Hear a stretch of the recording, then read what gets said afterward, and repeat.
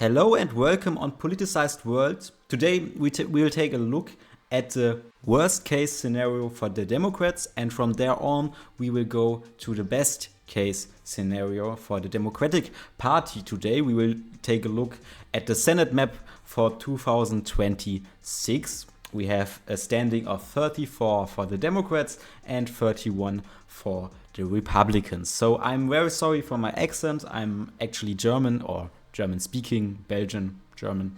And today I will make my first English speaking video. I hope it will be fine.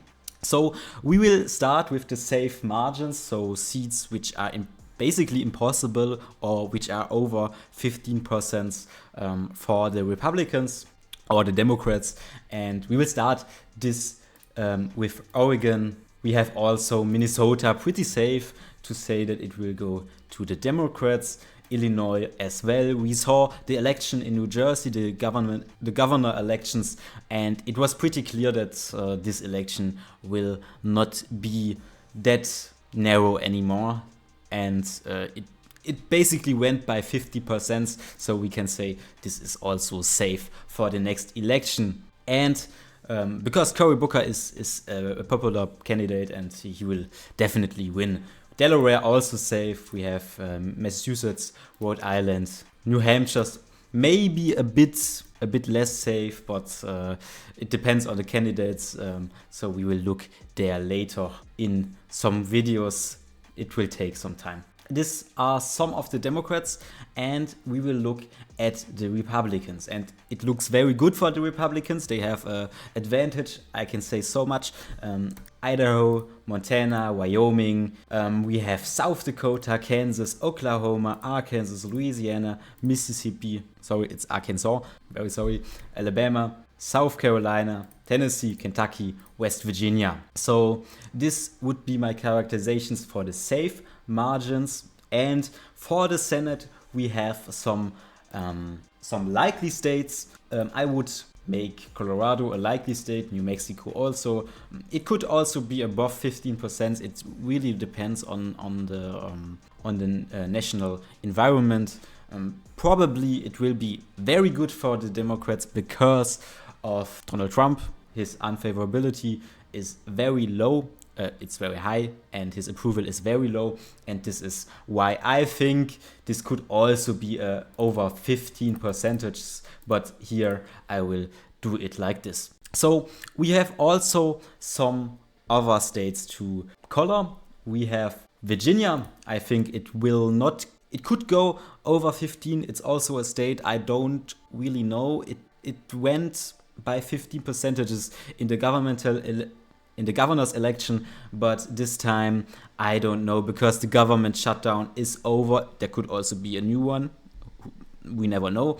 I think not so many people will vote Democrat as they did this year, so it will be under 15%, but it will also be big by over 10%. And that's my characterization for Virginia.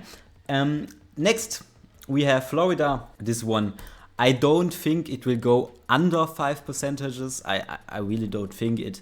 It could go. The margin could improve for the Democrats by 5%, 10%, but it would still be in this margin of over 5%. I think it could be 6% at the end. It could also be 7 or more for the Republican. So it would be an upset if Florida gets blue, but it's very unlikely. We will look at some other states. We now have the most important states that will decide this election or the election 2026. And let's start with Georgia. Let's start with Georgia. Georgia is Ossoff is running again, and I think after what we saw in 2025, so this year in the past election, I think there is really no opportunity for the Republicans to win this race. Even with the best candidate they can show, it will never go to the Republicans, and I really don't think they have a candidate. So it will be very, very difficult for the Republicans to win, and I obviously think it will be over 5%. In the worst case scenario, under 5%. And we will now go to North Carolina. I think this one will be a flip because Tillis will not run again, and the other candidates are probably more MAGA, and the people don't like MAGA anymore. And I don't think they can win an election at this time, 2026. I don't think they can do it. So I would also characterize it, but a bit less than Georgia. Let's go on. Let's talk about Iowa. In the worst case scenario for the Democrats, it will just say the margin it did in the last election, so 8% or 10 or maybe more. In Ohio, the same game. It could go under 5, but in the worst case scenario, it just goes to the Republicans by 10%.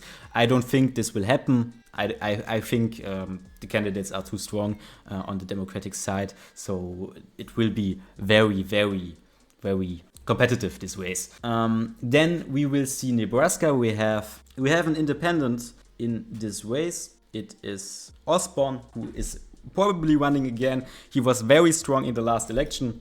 I will just show it here in the last election.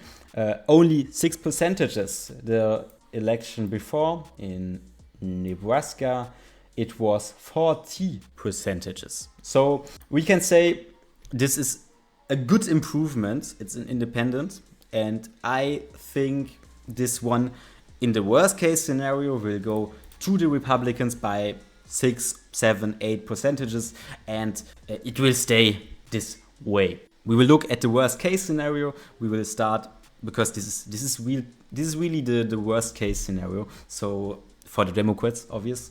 And we will look at the worst case scenario. In Michigan, I don't think Republicans can win this. It's an open race. Everyone could win, but I really don't think they can, because Michigan is hit hard by tariffs, by all the economic situations. So it is really, I don't think this could in any possibilities go to the Republicans. But because this is the worst case scenario, it will go by under 1% to the Democrats. I have to admit that. Let's go over to Texas. Texas will stay in the worst case scenario by about 8% for the Democrats. Alaska will be 11%. I will make it fast. It depends on the candidates, but at the moment I would characterize it like this. In Maine, I really don't know. It's very difficult to predict. The candidate running there for the Republicans, which is an incumbent, also had pretty bad polls in the last cycles, but won. So Democrats were up 8% and they lost by a good margin. So it's very difficult to predict this. The polls this time show that the incumbent is very unpopular, but we will see. In the worst case scenario, this will be a hold by about 8%, maybe 5.